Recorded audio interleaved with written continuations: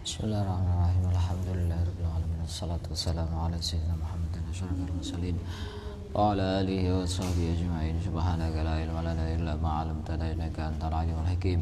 Wa tub 'alaina innaka antat tawwabur rahim wa taqabbal minna innaka antas samiul alim.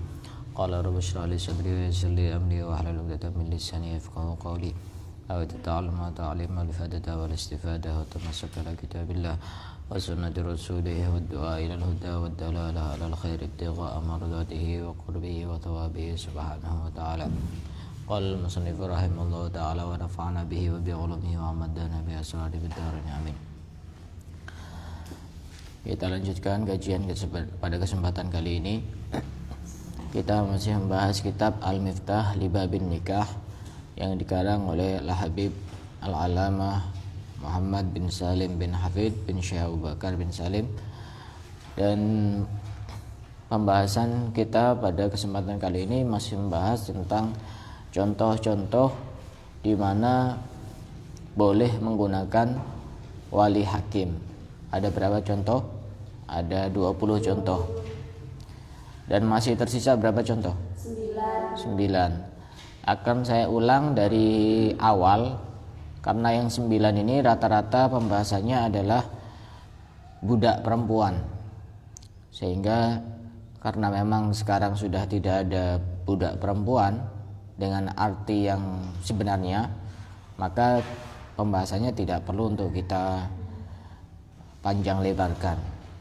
Budak masih ada atau tidak ada? Tidak ada. Budak dengan arti fikih ya. Kalau diperbudak ya ada. Cuma budak secara fikih ya ada. Kenapa? Karena memang budak itu kan bisa diperjualbelikan. Budak itu statusnya sama seperti barang, bisa diperjualbelikan. Akan saya ulang kembali dari yang pertama untuk merefresh juga, untuk mengingat-ingat pada pembahasan-pembahasan yang sebelumnya. Secara umum, seorang perempuan yang menikah itu kan, dia yang menikahkan adalah walinya. Wali itu siapa? Ya, orang tuanya, ayahnya. Yang pasti wali itu pasti laki-laki. Ya, wali itu pasti laki-laki, tidak boleh perempuan. Jadi ibu itu tidak bisa jadi wali. Nenek tidak boleh jadi wali. Bude, bule tidak boleh jadi wali. Jadi pihak laki-laki semua wali itu, tidak ada yang perempuan. Nah, kapan seorang pengantin boleh menikah dengan menggunakan wali hakim? Wali hakim itu, yang dimaksud hakim itu adalah sultan atau penggantinya, seperti perdana menteri atau orang-orang yang memang berwenang, semisal presiden atau kepala KUA, atau memang orang yang ditunjuk untuk mengakad nikahkan kepada yang bersangkutan.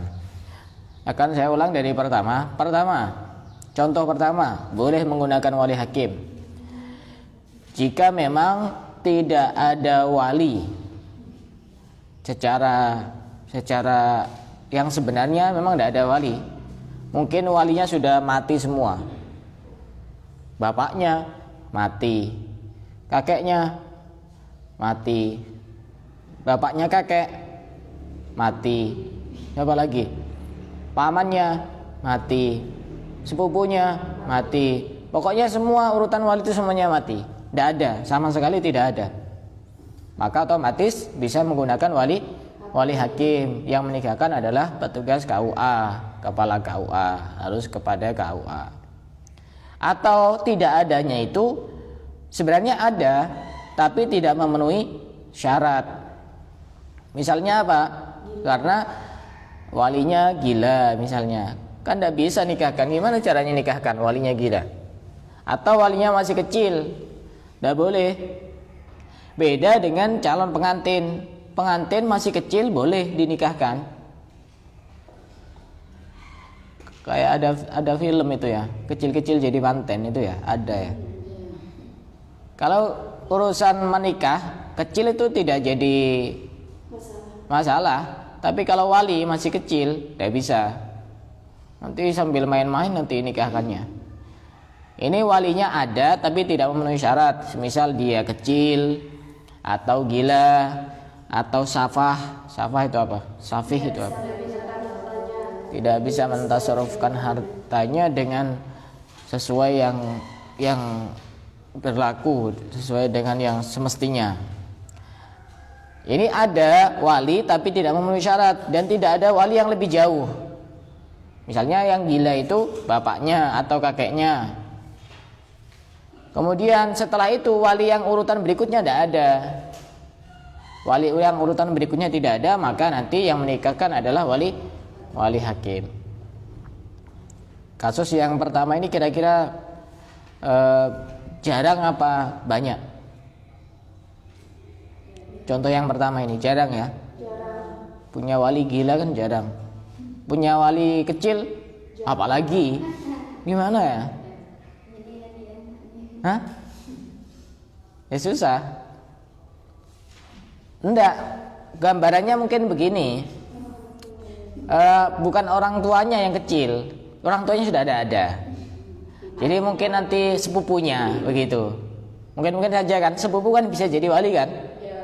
Walaupun dia bukan mahram, boleh jadi wali, tapi sesuai dengan urutannya. Harus sesuai dengan urutannya, bertahap itu nanti. Setelah ini tidak ada, ini sampai kemudian sepupu. Mungkin kalau contoh sepupu, kan ya, yang dinikahkan dewasa, walinya masih kecil, sepupunya masih kecil. Mungkin saja kan. Tapi kalau gambaran contoh wali yang orang tua, kayaknya tidak mungkin. Tidak mungkin ya. Masa orang tua masih kecil? Nah, anaknya yang nikah ini umur seberapa? Kan gitu. Bayi. Cara jawabnya gimana itu? Nah, ini yang pertama, contoh pertama. Kita sesuaikan dengan keadaan sekitar. Yang kedua, walinya itu tidak diketahui keberadaannya. Apakah dia masih hidup atau sudah mati? Ini mungkin apa tidak mungkin? Sangat mungkin. Terutama kasusnya seperti apa seperti ini? Biasanya rata-rata walinya pergi ke luar negeri, kerja ke luar negeri, sehingga nomor tidak bisa dihubungi, lama tidak ada kabar, anaknya sudah dewasa dan sudah saatnya menikah, maka nanti bisa menggunakan wali hakim. Kapan hari saya ditelepon orang Madura yang kerja di Malaysia. Dia punya istri orang Bandung, Jawa Barat. Kemudian istrinya itu pamit kerja, dia kerja di Malaysia situ. Kemudian lama tidak ada kabar dan tidak bisa dihubungi, sampai semuanya bingung. Dan keluarganya pun juga tidak bisa menghubungi, semuanya tidak ada yang bisa menghubungi. Nah, seandainya dia ini orang laki-laki dan menjadi wali, ini nanti bisa berpindah kepada wali hakim. Ternyata setelah saya selidiki melalui ilmu yang tertentu, ternyata dia kerja di satu rumah, punya salah seorang majikan di sana jadi babysitter, dan dia agak ditekan sehingga dia tidak bisa pulang dan HP-nya disita begitu. Ya memang kerja di luar negeri itu menjanjikan, tapi ya kan tidak semua orang di sana kan baik. Ya ada yang baik, ada yang tidak baik. Di Malaysia apa di Arab Saudi atau di mana. Yang bagus itu kerja itu di daerahnya sendiri. Yang bagus itu kerja di daerahnya sendiri. Paling bagus itu. Dan yang paling bagus kerja itu dengan tangannya sendiri. Makanya saya sarankan nanti kalau misalnya kerja, lebih baik buka usaha sendiri, jangan ikut orang. Kenapa? Karena kalau ikut orang itu karakternya itu dia jadi pesuruh. Kan ya? Ya harus mau, suruh ini, suruh itu, suruh ini, suruh itu. Kalau jadi buka sendiri, mau buka jam 9 pagi, mau buka jam 10, nutup jam 5 sore, kan terserah. Suka-suka itu. Mau stoknya berapa kan terserah. Jadi memang bagusnya itu ya kerja sendiri, jangan ikut orang. Kecuali memang sudah tidak memungkinkan, mau buka lapak sendiri, tidak ada modal atau gimana dan gimana, ya terpaksa. Tapi ya itu, mentalnya itu mental Buddha, itulah. Harus mau disuruh-suruh orang. Gitu. Ya kalau yang nyuruh itu pengertian, kalau tidak pengertian, tidak tahu waktu, tidak ini, waktunya sholat tidak boleh sholat, kan repot itu nanti. Kayak yang bagus itu ya kerja sendiri, walaupun cuma jualan pentol, jualan cihu, jualan apa, hotel apa itu lebih bagus. Apalagi di zaman sekarang kerja cukup di kamar kan, pakai HP, nah, bisa itu. Zaman sekarang itu gampang semuanya, tinggal di kamar pencet-pencet HP dapat uang, itu lebih enak, itu tidak di bawah tekanan. Jadi yang kedua contohnya, walinya tidak diketahui keberadaannya, apakah dia masih hidup atau sudah mati. Pada saat itu ketika punya anak dan sudah waktunya menikah, maka boleh menggunakan wali hakim. Yang ketiga apa?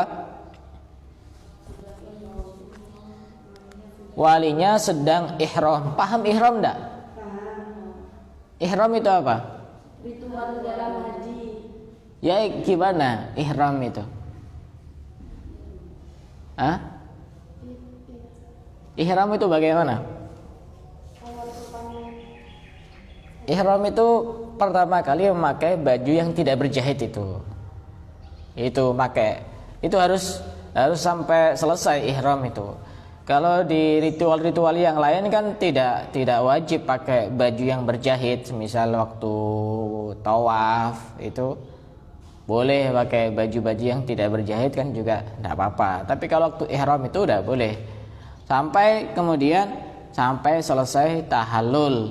Tahallul itu mencukur rambut atau potong gundul. Kalau yang tidak pernah ke Mekah, ke Madinah ya agak susah untuk menggambarkan.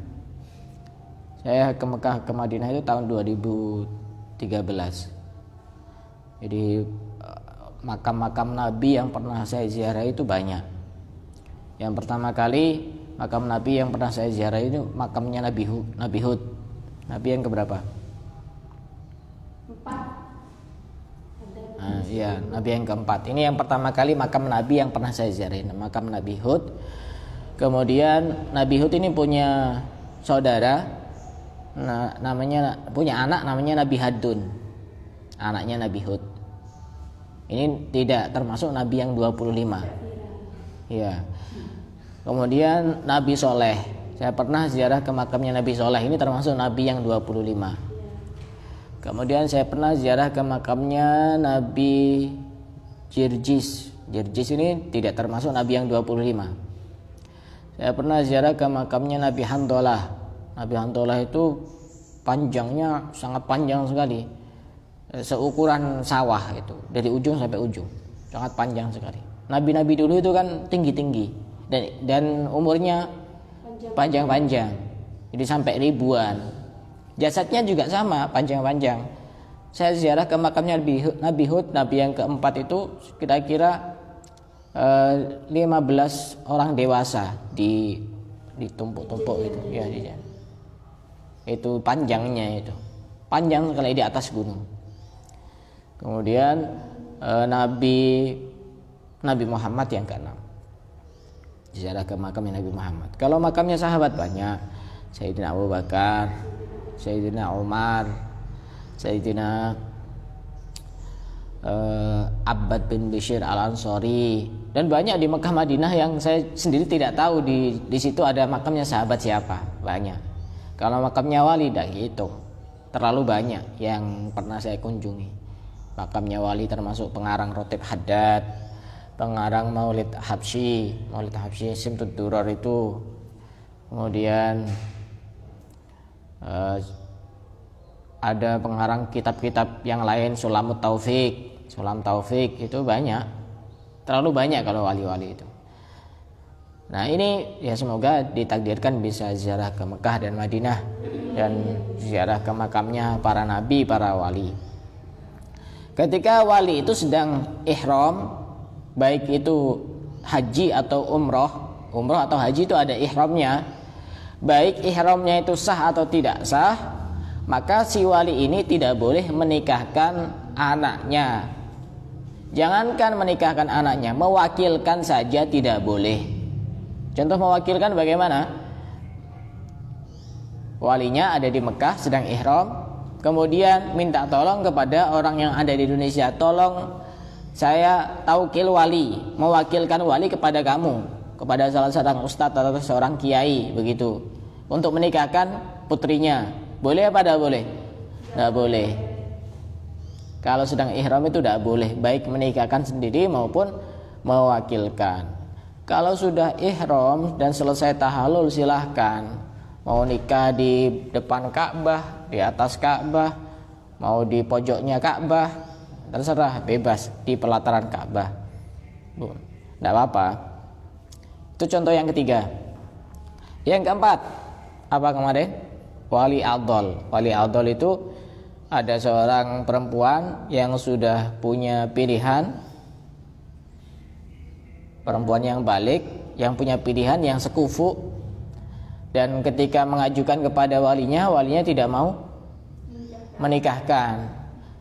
Tidak mau menikahkan ini, dan dia juga tidak punya pilihan juga, tidak ada stok yang nanti ditawarkan kepada anaknya. Ini kan merepotkan, membingungkan. Maka pada saat itu nanti boleh langsung pindah kepada wali hakim. Kemungkinan ada apa enggak? Ada, banyak ya. Banyak orang tua yang enggak mau nikahkan anaknya. Tapi kadang-kadang juga orang tua enggak punya pilihan. Enggak mau, tapi enggak ada pilihan. Maka pada saat itu langsung aja pindah ke hakim. Daripada nanti banyak berbuat dosa, berbuat zina, kasihan. Dan ketika nanti kepada hakim itu harus ada saksi. Saksinya bagaimana? Ya mungkin nanti dihadirkan orang tuanya, apakah benar atau bagaimana, atau mungkin ada saksi-saksi yang lain. Ketika tidak ada saksi, maka nanti tidak diperbolehkan untuk menggunakan wali hakim. Yang kelima, apa yang kelima?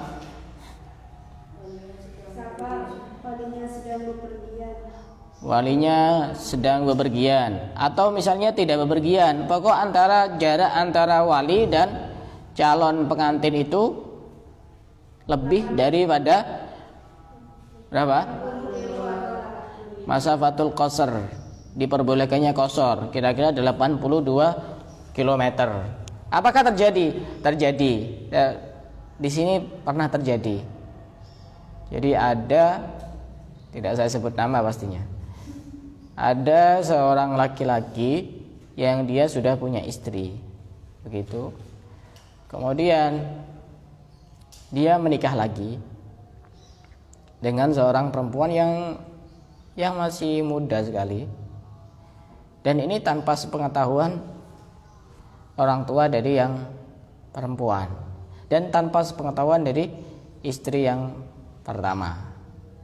Kemudian hanya diajak ke tempat yang melebihi batas 82 km di daerah Jawa Tengah. Jawa Tengah kan kemungkinan sudah lebih kan ya, sangat lebih sekali. Dan di sana menikah dengan wali hakim. Ya karena memang antara wali yang asli dengan anaknya ini kan sudah sangat jauh sekali. Apakah sah? Sah. Cuma nanti kedepannya bagaimana? Orang tuanya nanti gimana? Apalagi pas misalnya hamil. Kalau udah hamil ya agak bisa disetting ya, bisa diatur itu. Kalau pas hamil gimana? Apalagi misalnya nanti orang tuanya bilang, ini sudah waktunya nikah, nanti akan saya nikahkan. Nanti kan repot nanti. Apalagi misalnya tidak setuju kalau dia menjadi yang kedua, kan repot juga itu. Secara fikih ya sah-sah saja. Cuma nanti masa iya tanpa restu dari orang tua, sembunyi-sembunyi, nanti jadi apa? Keluarganya, anaknya, itu gimana nanti, kan repot juga itu. Ya saya sarankan nanti kalau mau nikah itu ya sekiranya dapat restu dari orang tua. Janganlah kita terlalu egois memilih pasangan yang baru dikenal, kemudian berjuang sekuat tenaga mati-matian untuk membela pasangannya itu, dan kemudian mengalahkan orang tuanya yang sudah dari kecil membesarkan dan mendidik kepada anaknya. Ya secara ini tidak pantas, tidak beretika gitu. Apalagi memang pilihannya itu sesuai dengan pilihan orang tua. Ya bagusnya seperti itu. Ya dibujuk-bujuk lah kalau mau nikah itu. Sekiranya orang tua itu juga setuju. Karena kalau sudah tidak setuju ini juga repot nanti. Kadang orang tua tergantung anaknya. Ya kalau itu kan tambah gampang lagi itu. Pilihan orang tua tergantung anaknya. Kan tambah gampang lagi, otomatis kan direstui itu. Apalagi di zaman sekarang ini kan. Kadang-kadang seperti itu juga ada bagus. Orang tua, kok apa kata anak saya itu? Anaknya tidak benar. Jadi milihnya juga tidak benar. Itu juga kadang-kadang tidak benar. Orang tua ya sewaktu-waktu ya jangan bilang apa kata anak saya. Kalau misalnya pilihannya tidak bagus ya jangan apa kata anak saya. Nanti jadi apa ini nanti? Bisa memeras harta orang tua nanti menentunya itu. Atau bikin ribut, bikin gaduh di keluarga, kan repot.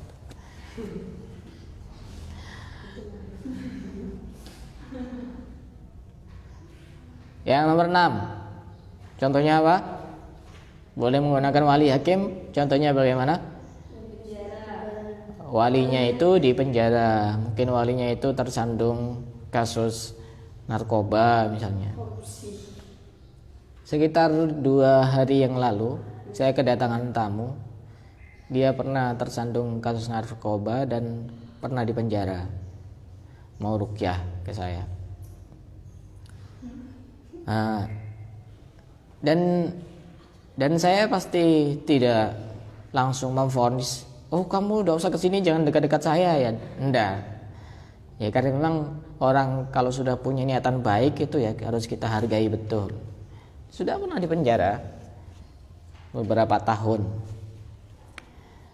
dan dia pengen berubah. Hanya saya kasih nasihat, setiap apapun kejadian yang ada di dalam hidup kita itu pasti semuanya membawa hikmah dan pelajaran.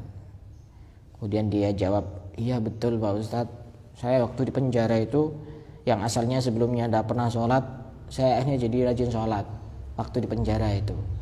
Dan setelah lulus dari penjara,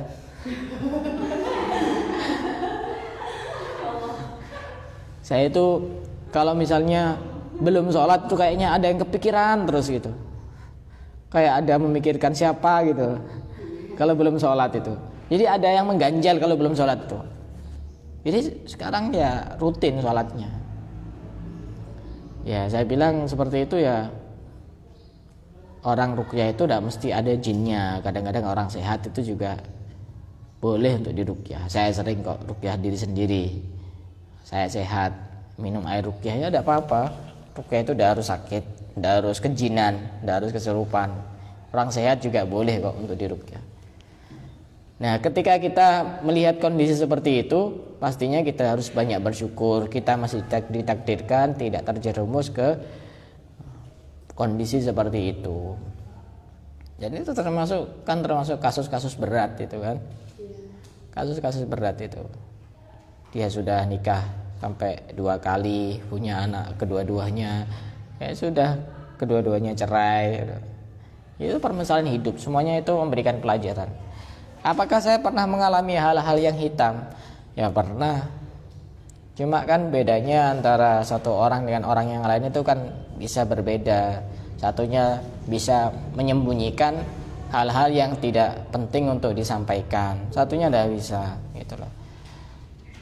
Yang pasti setiap permasalahan yang kita hadapi yang kelam itu akan memberikan banyak pelajaran bagi orang yang bisa mengambil pelajaran. Misalnya ketika kita tersandung melakukan satu permasalahan, nanti pada tahap yang berikutnya kita akan tahu ternyata yang gampang untuk menyandung kita masalah ini. Jadi hati-hati ketika melewati masalah ini. Hati-hati. Saya juga sering diajari oleh Allah seperti itu. Oh ternyata ketika saya ada masalah seperti ini, saya gampang tersandung. Oh berarti saya harus hati-hati, ekstra hati-hati. Jangan sampai terjadi kedua kalinya. Ini sudah selamat masalah yang ini, jangan sampai terjadi yang kedua kalinya. Tidak ada yang sia-sia di dunia ini. Semua membawa hikmah dan membawa pelajaran bagi orang yang cerdas. Nah ini di penjara, yang pernah di penjara. Kalau yang pernah mondok itu penjara suci, itu lain lagi. Penjara suci pondok, tapi lain itu. Bisa makan, bisa minum, bisa macam-macam, bisa lihat TV, bisa gosip. Kalau penjara-penjara yang situ kan, tapi di penjara itu kayaknya gratis ya makan minumnya itu. Ya banyak hikmah. Kalau kita pengen banyak bersyukur, coba sesekali datang ke penjara. Ternyata kita masih bisa hidup bebas. Kalau kita pengen bersyukur, sesekali datang ke rumah sakit, alhamdulillah saya masih diberikan kesehatan. Itu banyak cara untuk bersyukur. Banyak jalan menuju syukur. Jangan banyak jalan menuju Roma. Mau kemana Roma itu? Hah? Banyak jalan menuju surga gitu loh. Jangan banyak jalan menuju Roma. Kalau sudah ke Roma mau apa? Itu kan pepatah kuno. Ya bisa kita pakai, ya bisa juga kita buang. Kan suka-suka itu. Walinya di penjara. Gimana cara nikahkan? Nikah di penjara. Ya bisa dengan nikah di penjara, tapi nanti agak sedikit menyedihkan. Bisa nikah di penjara, atau si wali itu mewakilkan kepada orang lain, walaupun tidak kepada hakim, mewakilkan kepada ustadznya anaknya misalnya, atau dengan cara langsung pindah kepada hakim walinya. Tapi ini kasus seperti ini jarang, yang orang tuanya di penjara. Orang tuanya normal semua ya? Iya, Tidak ada yang di penjara? Tidak ada. Yang nomor 7, sembunyi. Gimana sembunyi? Waktu mau akad nikah orang tuanya, walinya sembunyi. Ini mungkin masa kecil kurang bahagia. Main petak umpet, tidak pada tempatnya. Makanya ada satu keterangan yang menyebutkan kalau anak kecil main, waktunya main itu biarkan. Jangan waktunya main, waktu saat-saat main, usia-usia main, diajak ke majelis, diajak ke masjid, belum saatnya. Nanti kalau sudah agak ngerti, agak beneh, agak ngerti dia, bisa jaga diri, tidak rame, silahkan ajak ke masjid, ke majelis, kajian, pengajian, silahkan. Kalau waktunya masa-masa main, biarkan main. Khawatir apa? Nanti kalau sudah dewasa dia main tidak pada tempatnya. Bisa main perempuan, bisa main ini, bisa main itu. Nah itu penting itu. Biarkan waktu masa-masa main itu biarkan. Masih kecil usia 3 tahun, aktif istiqomah, diajak jamaah di masjid, akhirnya rame. Diajak hadir pengajian, akhirnya rame. Biarkan. Nanti khawatir main tidak pada tempatnya. Kalau sudah dewasa mainnya lebih parah lagi itu nanti, begitu. Yang ke-8, terlalu banyak janji, mengobrol janji. Sudah ditentukan akad nikahnya jam 1 siang. Ayo cepetan, ini sudah jam 1 kurang 5 menit. Iya, nanti saya ke sana, ntar. Udah jam 1. Mana lagi? Ayo cepetan, sudah jam 1 ini. Iya, sebentar lagi nanti saya ke sana. Janji-janji terus. Jadi orang yang janji-janji terus itu jangan ditanggapi itu. Orang tidak punya prinsip gitu. Janji-janji terus.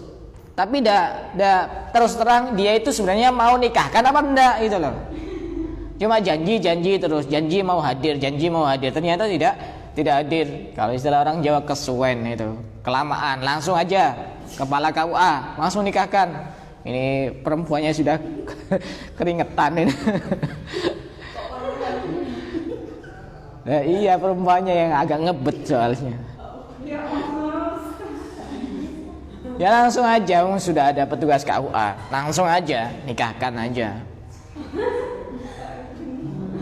Walinya gimana? Ya sudah, biarkan aja walinya. Mau sembunyi, mau udah hadir, silakan gitu. Kelamaan gitu. Paham? Kalau seperti ini juga kemungkinan ya ada tapi jarang. Ya lagi-lagi ya mungkin bisa jadi karena memang tidak setuju dengan pilihan anaknya gitu. Contoh yang ke-9. Apa contoh yang ke-9? Ada seorang sepupu yang menjadi wali. Sepupu menjadi wali bagi seorang perempuan. Nah ternyata ini walinya sudah ada semua ya. Yang ada cuma sepupu. Ada seorang sepupu jadi wali seorang perempuan. Nah ketika menjadi wali seorang perempuan, ternyata sepupunya ini tertarik dengan Sepupunya. ya perempuannya ini sendiri. Artinya daripada dinikahi sama orang, ini kok kayaknya cantik eman-eman ini kalau udah dinikahi sendiri, dinikahi sama sepupunya. Di sisi lain dia jadi calon suami, di sisi lain dia jadi calon wali. Kan rangkap jabatan. Dalam organisasi boleh enggak rangkap jabatan? Tidak boleh. Dalam hal pernikahan juga tidak boleh rangkap jabatan. Jadi wali sekaligus saksi misalnya, tidak boleh. Nah ini jadi wali sekaligus jadi calon suami. Masa nanti saya nikahkan kamu dengan diri saya sendiri, dengan mas kawin uang 1 juta rupiah dibayar tunai, langsung diterima sendiri, saya terima, kan ya lucu. Jadi nanti solusinya biarkan wali hakim. Atau kalau dia punya sepupu yang lain, misalnya dia punya saudara, biarkan jadi saudaranya yang jadi wali. Sepupu kan tidak harus kakak atau adik, silakan. Dia punya saudara, ya saudaranya itu yang jadi wali. Kalau tidak mau atau tidak ada, ya langsung pindah kepada wali hakim. Nomor 10. Apa nomor 10? Ada seorang paman yang punya anak yang masih kecil, kemudian ada seorang perempuan yang mau dinikahkan dengan dirinya sendiri. Ada seorang paman punya anak masih kecil, kemudian seorang perempuan yang mau dinikahkan dengan anaknya itu menjadi apa? Dia menikahkan perempuan yang yatim dan ingin menikahkan anaknya dengan ponakannya yang sedang anaknya masih kecil. Anaknya masih kecil. Anak masih kecil itu kan dia tidak bisa ijab kabul kan, tidak bisa qabil tu nikah. Ya bisa kalau diajari, tapi masih belum memenuhi syarat, maka nanti walinya pindah kepada wali hakim. Contoh yang ke-10, kakek menikahkan cucunya. Dan di sisi yang lain kakek ini menjadi wali dari yang pihak laki-laki dan yang pihak perempuan. Sedangkan cucunya masih kecil. Atau dia belum balik. Dan dia masih perawan. Maka nanti pindah kepada wali hakim. Nah ini yang ke-12 sekarang pembahasannya. Saya bahas cepat saja karena ini pembahasan budak, sudah tidak ada budak. Pada saat ada budak perempuan yang berhak menikahkan budak itu kan sayyid ya, tuannya. Ya, yang berhak menikahkan budak itu tuannya. Sedangkan tuannya ini masih kecil atau majnun, gila. Kalau tidak ada tuannya boleh bapaknya atau kakeknya, tapi ini tidak ada semuanya, maka nanti yang menikahkan adalah wali hakim. Disebabkan karena tujuan kemaslahatan, biar nanti ada yang menafkahi. Karena nanti kalau nikah dengan budaknya itu, dengan sayyidnya itu, nanti kan tidak bisa karena masih kecil dan majnun, tidak bisa. Nanti yang menikahkan adalah hakim. Itu karena tidak ada budak ya sudah. Singkat-singkat aja. Kalau ini yang contoh 13, ada perempuan yang sudah balik tapi dia gila. Dan sudah tidak punya bapak dan sudah tidak punya kakek. Sedangkan dia butuh untuk nikah. Perempuan yang sudah balik tapi dia gila. Tapi butuh untuk menikah. Bagaimana caranya tahu bahwa dia butuh untuk menikah? Misalnya dia kalau ketemu sama laki-laki itu mesam-mesem, lirak-lirik, goda, tapi dia gila, maka dia kan butuh nikah. Siapa yang menikahkan? Wali hakim. Atau misalnya ada dokter bilang, dokter spesialis gangguan kejiwaan, ini sebenarnya solusinya gampang. Ini perempuan gila ini kalau dia nikah dia sembuh dari gilanya.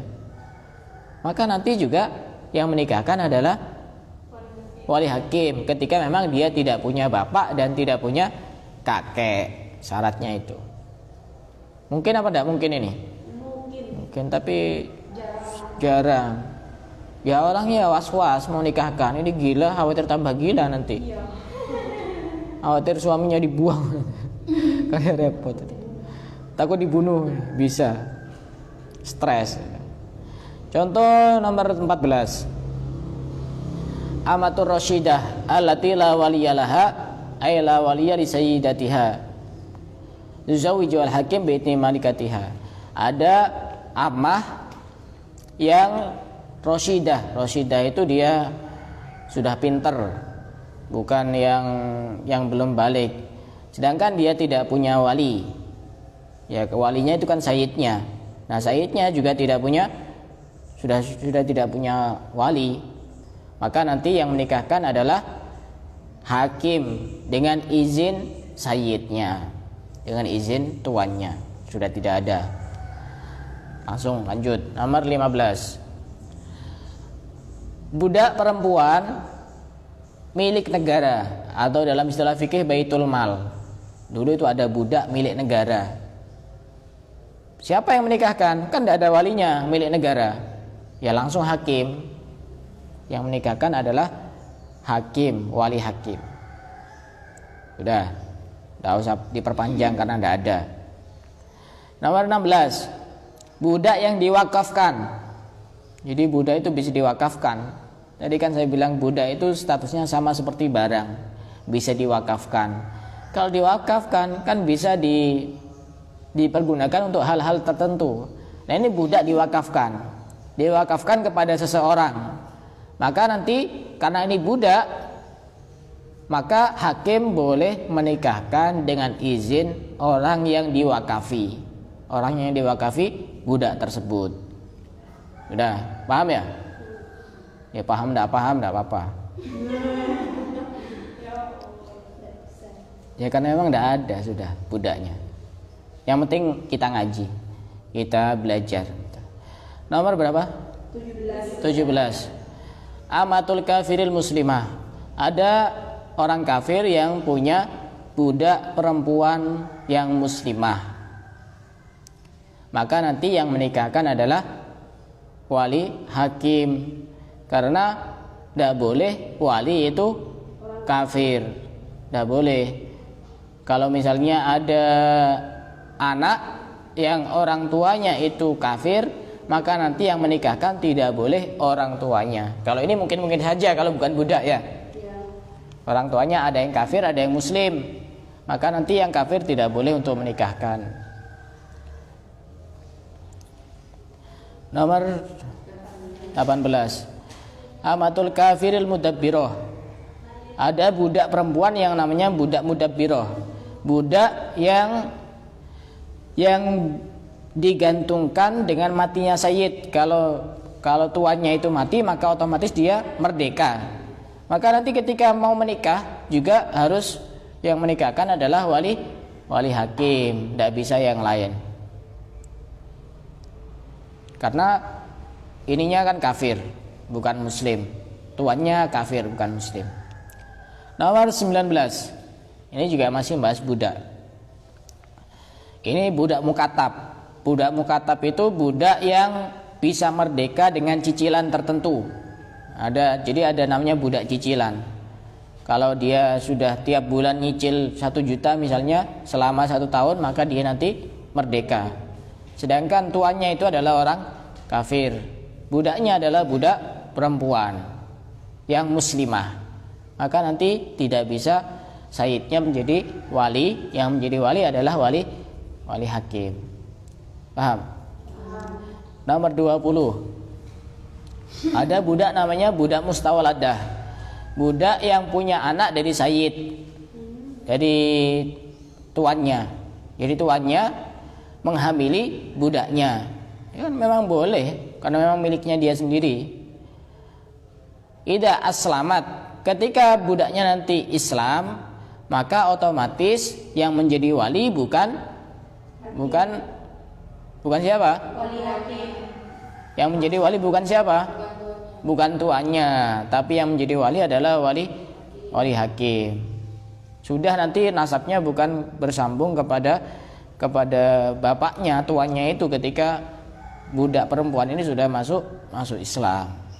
Jadi nanti yang menikahkan adalah wali hakim. Itu 20 contoh di mana boleh menggunakan wali hakim. Ketika sudah memenuhi syarat, maka nanti boleh menggunakan wali hakim. Dan pada pembahasan yang berikutnya insyaallah kita akan membahas tentang syarat menjadi 2 saksi dalam nikah. Dari kitab yang ini. Sebelumnya kan kita pakai kitab Yaqutun Nafis. Ini pakai kitab Al-Miftah di Babin Nikah. Syarat menjadi 2 saksi. Kalau 2 saksi tidak memenuhi syarat, maka nanti akad nikahnya tidak sah. Harus berhati-hati. Wallahu a'lam bishawab.